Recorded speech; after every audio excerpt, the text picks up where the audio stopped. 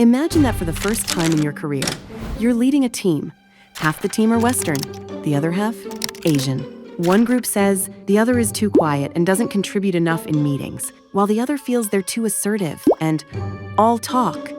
You're in charge, but caught in the middle. What do? Welcome to Leadership Hacks from Nanyang Business School.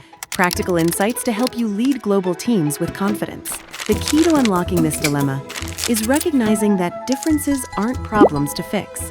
They're dynamics to manage, and when you do that well, you bring out your team's full potential. Here are 3 hacks that will put you on the front foot. Hack number 1. Make space for all voices. Start with structure. Use turn-taking in meetings. Make sure everyone speaks once before anyone speaks twice. Invite input from those who haven't spoken yet, or assign roles, like a devil's advocate, to spark constructive debate. Hack number 2. Align communication norms. Discuss and align before meetings. How do we disagree and contribute? Reframe conflict as problem solving, not personal criticism, which will lead to healthy debates and a harmonious atmosphere. Hack number 3.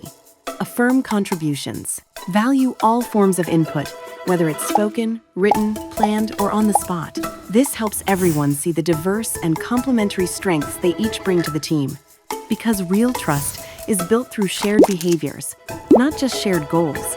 So, to recap, make space for all voices, align communication norms, and affirm contributions.